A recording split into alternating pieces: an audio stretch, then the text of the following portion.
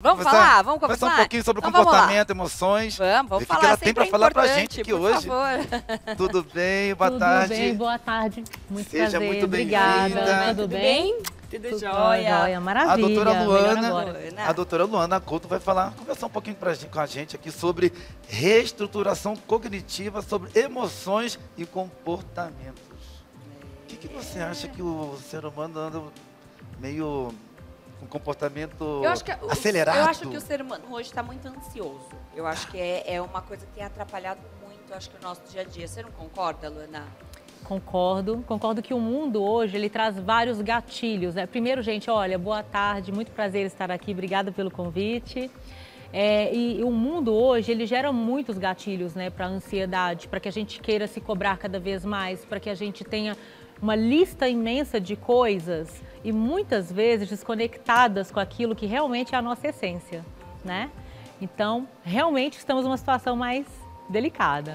A gente está vulnerável, né? Acho que verdade. essa seria a palavra, né? É verdade. O que vem a ser reestruturação cognitiva, Luana? Bom, eu vou falar primeiro, então, da abordagem cognitiva comportamental, Ok, tá? Porque perfeito. ela abrange um pouquinho disso também. Na abordagem cognitiva comportamental, ela considera alguns fatores para que a gente observe ali fenômenos e o próprio paciente. Então, entre eles, padrões de pensamentos, as situações e como o paciente ele lida com aquelas situações, as emoções e os comportamentos. Então, nesse sentido, quando o paciente vem até o consultório, muitas vezes ele vem com uma dor, né, com alguma questão, e aí existe um trabalho para apoiar em relação àquela situação específica, mas também para entender, por exemplo, padrões de pensamentos que ele tem, que fazem com que ele reaja e não consiga usar a racionalidade, a decisão para pensar naquilo que ele tem que fazer no dia a dia, né? E aí a gente descobre também, às vezes, e eu falo a gente porque sou eu e o paciente juntos, né? Um trabalho em conjunto, muito dinâmico, né? Que é de entender então, né? Quais são essas crenças e como elas são. Se elas são saudáveis ou se são crenças que limitam, que punem. Porque muito disso acaba interferindo. Então, eu acabei agora falando, né, um pouquinho dos gatilhos do dia a dia, que é o quê? Situações.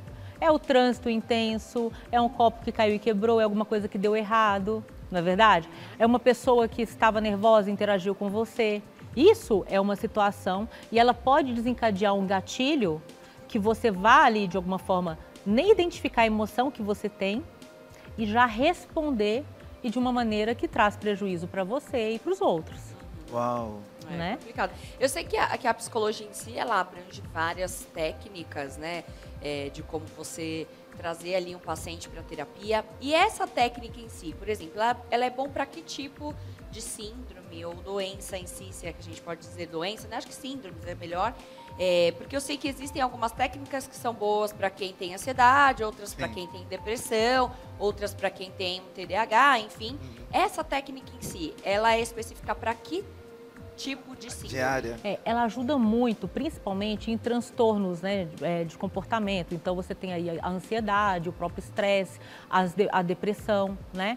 Mas tem um ponto importante, né?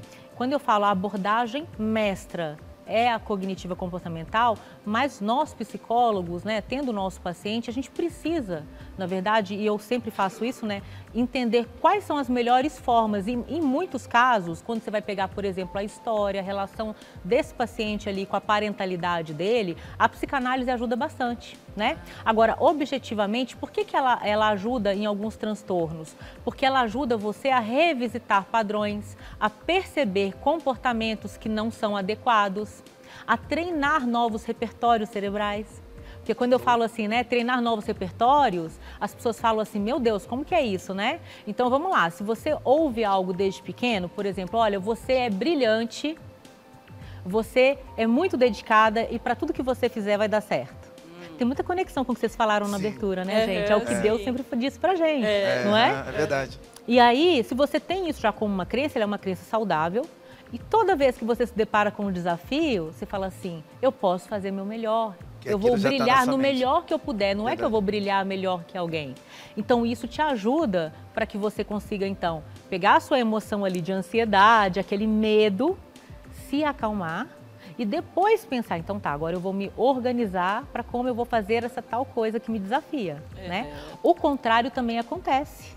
Então, por exemplo, né, pessoas que têm transtorno de ansiedade, muitas vezes elas falam de situações onde o que elas sentem. Elas falam assim, olha, Luana, me dá uma dor no peito, eu não consigo andar, me dá um apagão, eu travo, eu não consigo falar. É assim que ela traz. E aí, eu vou junto com o paciente entendendo, né? Então tá, nessa situação, me conta qual que era o contexto. Quem estava? Quem estava com você? Como que estava? Como que foi? O que você pensou? E tem situações que o paciente, ele está tão condicionado a não pensar, a não se perceber, que ele não consegue dizer. E aí, paralelo a isso, e aí, gente, eu estou falando aqui, tá? Não necessariamente é o que todo psicólogo vai fazer, cada psicólogo vai agir de uma forma, né? Paralelo a isso, eu falo assim, então tá bom, então vamos focar então no que você sentiu e eu vou falar com você sobre a alfabetização das emoções, para treinar. Então, olha, quando você perceber sua raiva, né? Então você nomeie, olha, eu estou com raiva. Não, Luana, mas é errado. Não é errado. A raiva, ela está em nós, né? Mas você pode falar, olha, eu estou com raiva, eu vou me acalmar. O que me acalma? Eu vou dar uma volta no parque, eu vou correr. Tem gente que faz isso, né? Sim. E aí, quando você se acalmar, vamos falar assim, olha, qual era o problema que te gerou raiva? O problema é esse. E calmos, a gente consegue pensar e resolver o problema. Sim. É muito comum a gente ouvir as pessoas falando assim, olha, eu não pensei, na hora que eu vi eu já fiz. Já fiz.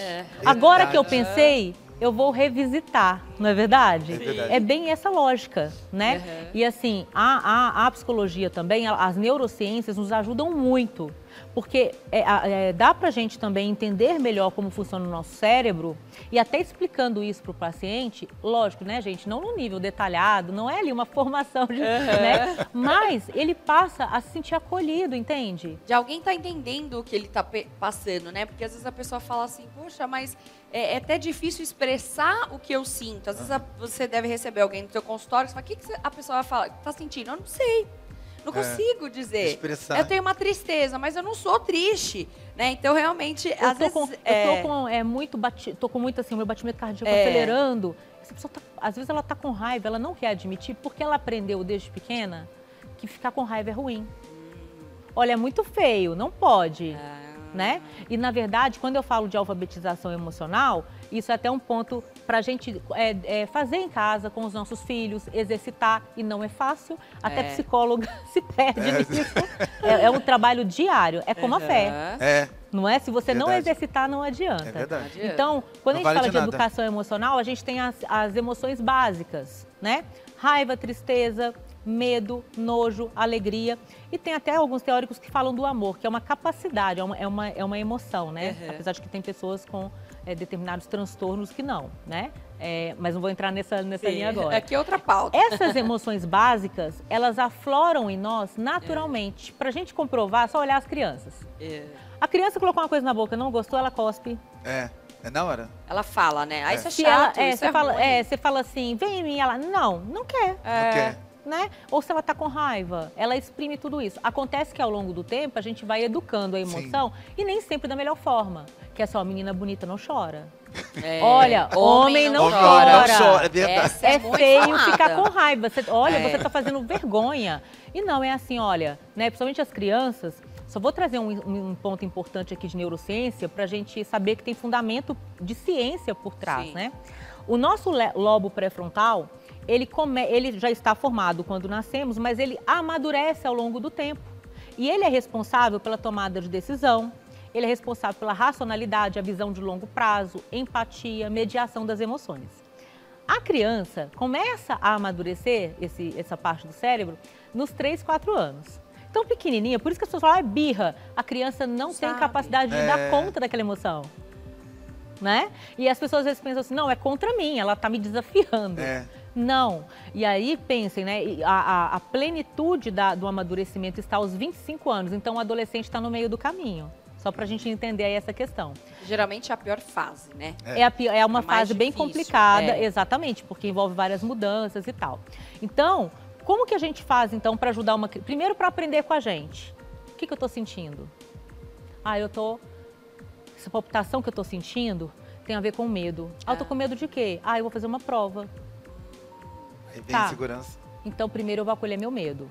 Porque a maioria das pessoas ouvem assim, que besteira! E aí ela vira uma crença e ela fala pra ela fala assim, que besteira eu aqui com medo. Tão Imagina, simples, é tão eu sou um simples. executivo, eu sou uma mulher muito bem sucedida, por que eu não posso ter medo? Porque todo mundo se espelha em mim pela coragem. Só que todo corajoso tem medo, ele lida melhor com o medo dele nos momentos difíceis e vira inspiração. Olha que interessante. Então aqui já começa a ver isso e aí o ponto é, se acolha, não se julgue. Fala, eu tô com medo mesmo, eu tô triste, eu tô com raiva. Por quê? Porque eu tô com ciúme. Ciúme é ruim? É, mas eu tô com ciúme mesmo, então eu vou acalmar minha raiva, eu vou acolher. E aí, tudo isso que eu estou dizendo é bom a gente fazer com as crianças. Se a gente... Não, é interessante isso que a Luana falou, porque eu me lembro uma época que, assim, minha mãe, minha avó falava, você é guerreira, você é forte, lá. E aí teve uma época da minha vida que eu não estava forte, eu não estava guerreira. Frágil. E aí eu lembro que uma pessoa, na época, um terapeuta maravilhoso que me atendeu, e ele falou assim, olha, sabe qual é o problema? Que as mães ensinam que as mulheres têm que ser guerreiras. Quem disse que vocês têm que ser guerreiras? Quem disse que tem que ser forte o tempo todo? Isso, sei lá, uns 15 anos atrás, tá? Que se não falava sobre isso. Eu falei, gente, não é então que eu posso tentar? Eu falei, tô frágil agora nesse momento. E consegui entender o que estava acontecendo. E a partir daquele momento eu nunca mais, assim, olhei para essa emoção como uma obrigação, coisa, né? Uma obrigação. E quando eu estava fraca, eu falava assim, eu me sinto frágil nesse momento, mas eu vou resolver e amanhã vai passar e vai dar tudo certo. Vai dar tudo certo. Então, acho que isso é importante, né?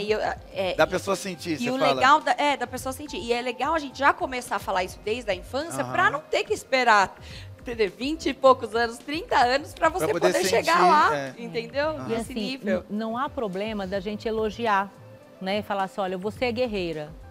Mas pode ser assim, olha, filha, você é guerreira, mas haverão dias difíceis. E mesmo as guerreiras choram. Você é guerreira porque você corre atrás, mas ninguém é um muro forte que não é inabalável. Isso não tem como, né? Então, a gente humaniza, né? Então, assim, olha, embora você não perde nada que você é, mas você tem o direito de sentir e hoje você está num momento difícil. E no momento difícil, você precisa ser cuidada, olhada sem julgamento, sabe? Perfeito. Você não acha, doutora, que a humanidade em si, tudo bem que veio a pandemia, né, as pessoas andaram muito carentes. Você não acha que desde antes da pandemia, as pessoas em si andam muito carentes, elas precisam que alguém ouça elas? Você tem percebido isso? Sim, existe uma grande necessidade. Primeiro, por esse ponto que eu falei, né, a gente não cresce aprendendo a educar bem as emoções, a lidar. Né? Então, às vezes, é de uma forma que gera até trauma. Né? E o segundo ponto é que, quando a gente pensa no sistema, né, no próprio ecossistema, digamos assim, existe uma loucura, né, gente? Muita cobrança, padrões, né? Exigências que você cria e que o mercado cria e que as pessoas colocam, né? E aí, tudo isso vai gerando ali algo mais, vai enchendo uma panela de pressão. Né? Chega a pandemia ela trouxe incertezas para todo mundo. Pra todo mundo. Então, se alguém tinha certeza que era jovem e saudável, se deparou com pessoas jovens e saudáveis morrendo. Se uma pessoa fala assim, olha, eu tenho muito dinheiro, ela se deparou com o seguinte, meu dinheiro não vai resolver. Não vai resolver. Não vai trazer nada para a vida, Verdade. né? Eu tenho muitas posses, tá, mas você vai usufruir como? Então trouxe, né, muita insegurança, isso mexeu mais com as pessoas, né? E inclusive a pandemia, ela trouxe um movimento de muitas pessoas irem para a terapia porque chegaram no limite. Então hoje eu até percebo um pouco menos aquela resistência do tipo, porque eu acho que é para doido. Né? Eu acho que hoje tá bem diferente. Eu acho que as pessoas procuram até antes de terem alguma coisa. Claro que a maioria procura depois, né?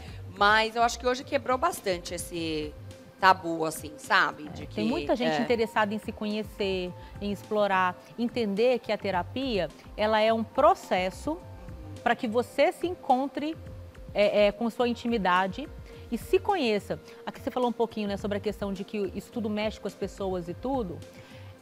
A autoestima, ela é importantíssima e as pessoas às vezes confundem a autoestima com vaidade.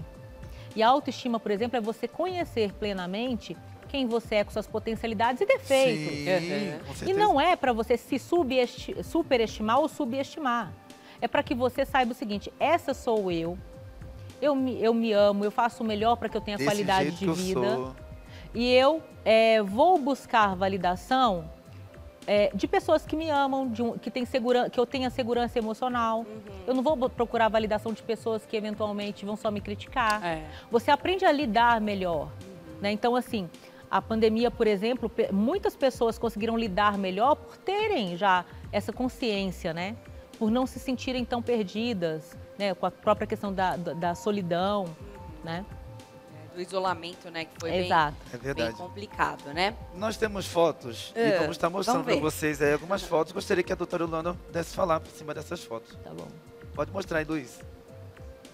Bom, aqui é o que eu expliquei para vocês, né? Que é a abordagem cognitiva comportamental, que ela olha para esse ecossistema aqui e considera, então, né, o comportamento com padrões ali de pensamentos, crenças, as emoções que afloram, né? E quando eu falo ali de situações, são essas do dia a dia mesmo, né? Então, no final das contas, o grande trabalho aqui com os pacientes é que eles possam reconhecer as situações, como eles se sentem, definir estratégias para mitigar ou para reduzir danos.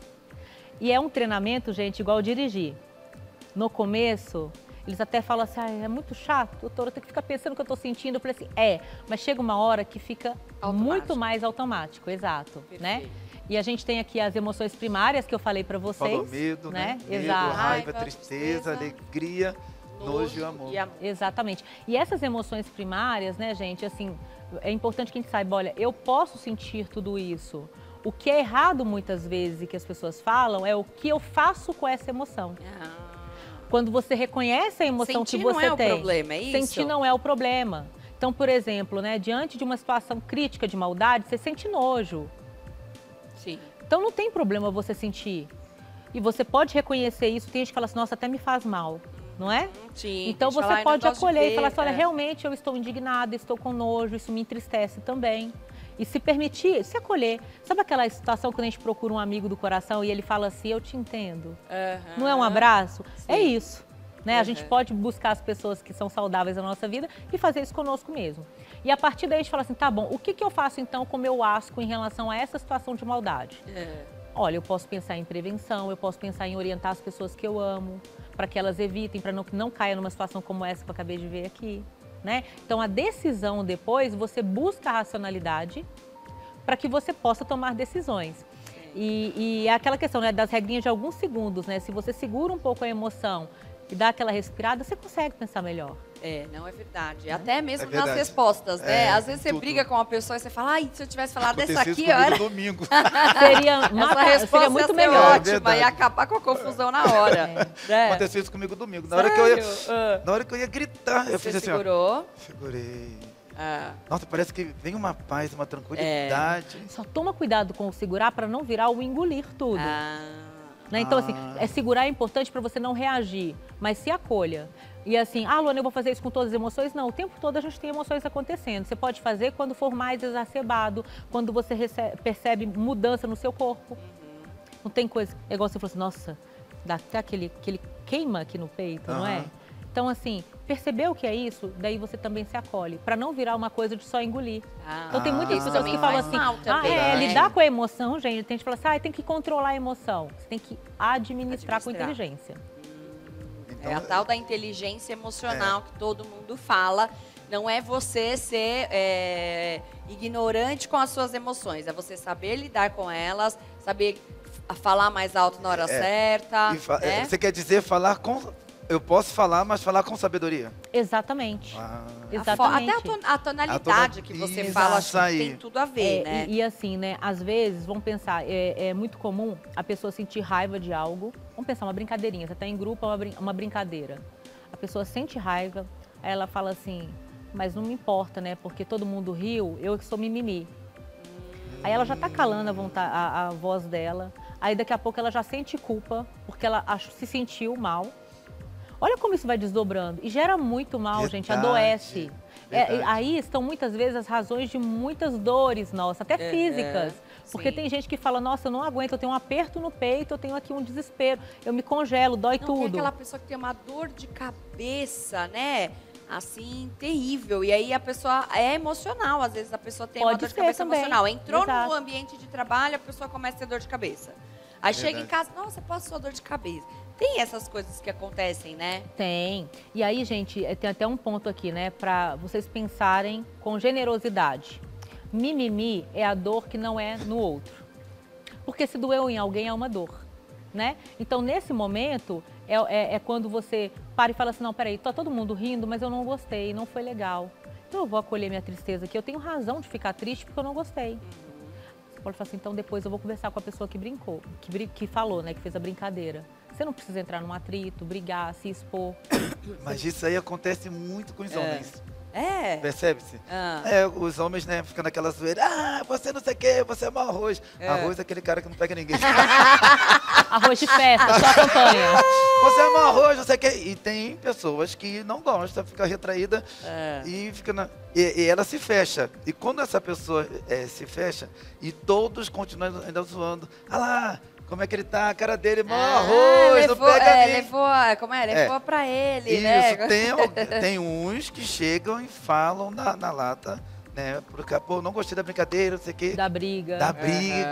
E aí, como administrar, para quem está nos assistindo agora, como administrar isso, doutora? Então, um ponto primeiro, né, percebeu que você ficou chateado com alguma situação? Se permita sentir. E muitas vezes não dá para você fazer isso em microsegundos e já responder. Então, assim, se tá nocivo, se afaste daquela situação. Permita-se sentir o que você sente é válido. Ninguém precisa validar. Todo mundo pode achar que é mimimi. É você que tem que validar, né? Busque ajuda se puder. E se estiver sozinho mesmo, é assim, olha, eu fiquei chateado e então depois eu vou fazer o seguinte, eu vou chamar o fulano que fez a brincadeira e eu vou conversar. E eu vou falar assim, olha, quando você fala tal situação, eu me sinto dessa forma. Eu me senti muito constrangido, isso pega pra mim numa questão lá da minha infância. Eu sei que sua brincadeira não é com maldade, que pra muita gente não tem problema, mas eu queria te dar esse toque. E aí, gente, isso, você né? Você constrange a pessoa na hora.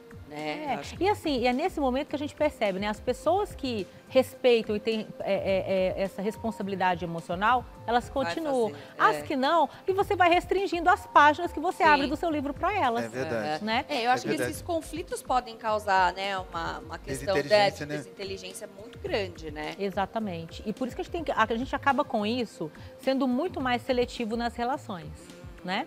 Agora, tem um ponto importante que essa muitas vezes é a raiz do bullying, tá? É a raiz do bullying. E até para educar adolescentes, crianças, o ponto é, olha, você brincou. Se a pessoa que é alvo não gostou, não tá legal. Mas todo mundo riu, só ele que... Então é porque doeu, não pode. Não o limite é o limite do outro. Eu sou assim, quando eu me fecho é porque eu não gostei. Então... Exato. Eu e assim, também. também fica aquela coisa. Quando eu estiver rindo, brincando, eu também. Eu vou na onda também. Mas se vê que eu fiquei quieto, é melhor não repetir. Entendeu aí, Luizinho? Viu que eu fiquei quieto, Luizinho? Não vem me chamar de corintiana, não, porque eu fiquei estranho. Entendeu? Eu já fico, eu não quero papo. Entendeu? Que maravilha a gente receber a doutora Muito Luana aqui, né? Doutora Luana. Obrigada. Obrigada a vocês, muito obrigada. Você atende aonde aqui em São Paulo, doutora? Eu atendo online e eu tenho também um consultório que sempre que eu preciso eu uso nos Jardins. Mas tem situações também atendendo famílias que eu vou até a casa, né? Principalmente quando é criança. Ótimo. Porque aí eu falo com a criança, mas também eu consigo atingir ali, né, a família e para essa questão de lidar com comportamentos, revisitar a forma para que aquilo ali seja coadjuvante no processo da criança. Perfeito. Tá? Então podem entrar em contato no meu Insta, lá tem no celular também. Pode passar pra gente. @luanacouto.psicóloga. Lá também tem muito conteúdo, tá? Eu sempre faço assim de temas, adolescência, infância, casamento. E aí é legal também que a gente faz uma troca bacana.